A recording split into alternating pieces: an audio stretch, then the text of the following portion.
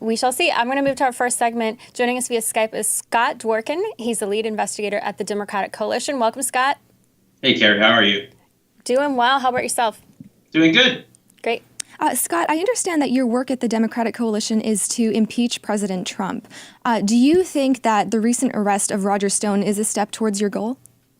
That's one of the things that we want to talk about, is impeachment. But our goal is to investigate.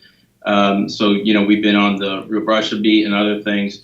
I don't think that impeachment, I don't like talking about it at a constant because it's not something that's actually something we can accomplish at this point, because obviously the Senate would need to turn a lot. And so, it's pointless to push an impeachment sort of angle. I think that he's done plenty of things that warrant impeachment. I know that if I were working for President Obama and he did the same sort of stuff, I would be pushing for his impeachment.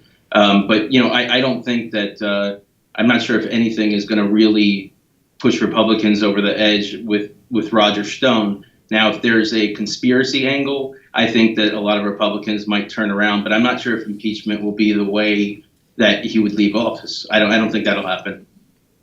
Well, and I thought what shook me about the Roger Stone arrest was that the charges that he's got charged with, they have actually not shown any charges to do with actual collusion. They are charges about statements and misleadings, potential lies that he made afterward in terms of behavior that was subsequent to the campaign. So again, the Mueller mandate was to see if there was Russian collusion, and that has not been proven in any of the charges. He lied about things that involved potential collusion or conspiracy. But you're right in regards to, the overall, there is no conspiracy charge really against any American that was on the Trump campaign or that advised the Trump campaign. It doesn't mean that it didn't happen. But yeah, at this point, it's based on his lying and intimidating a witness, threatening to take his dog, that sort of madness. So there's a lot of things that I think, Mueller can go after him for. I think that there will be additional charges added to his, just like Manafort. And Scott, a lot of conservatives were upset with the manner in which Roger Stone was arrested, and they'd compared his arrest to the capture of bin Laden. What do you think about how that went down, and do you agree with this? No, I don't agree with it. I think it was pretty normal in regards to a person that they were worried about destroying evidence. I'm not sure if they had a tap on him and they heard that he was going to destroy evidence or what was going to happen. I think it was a normal sort of, early morning raid. It was just seeing it on video was different. I think with Benghazi and Osama bin Laden, people died in those instances. And, this was more of like knocking on the door and making it clear that they had a warrant. I trust those folks to make the decisions, the FBI to make the decision of how best to catch a person, that's committed crimes, how to arrest them. I wouldn't trust, the president or Lindsey Graham to decide.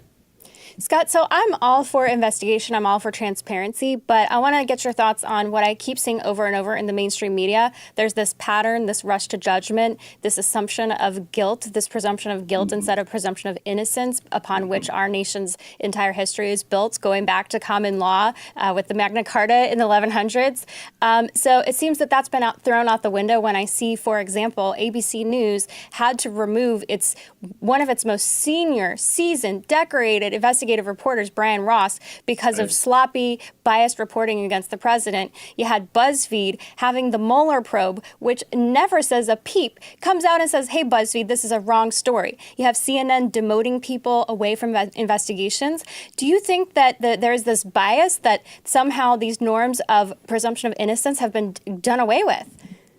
Yeah, I mean, there's definitely a bias in regards to, whether or not someone is guilty or innocent because of the, hysteria that forms around it in regards to, they're charged with this and they just kind of beat it into the ground. I think the 24-hour news cycle, just as a whole, is probably to blame for that. It's really not something that we can dig out of at the moment unless the people who are freaking out about it immediately from both sides, whether it's this proclaims their innocence, this proclaims that they're guilty. Like, it's not that easy. It's not that simple. And I think that, real journalism will bring out, the story. And I think that's what people should listen to it's hard, though, when people like Ross have fabricated stories or sources, because it really hurts the rest of journalists who are really trying hard to tell the truth.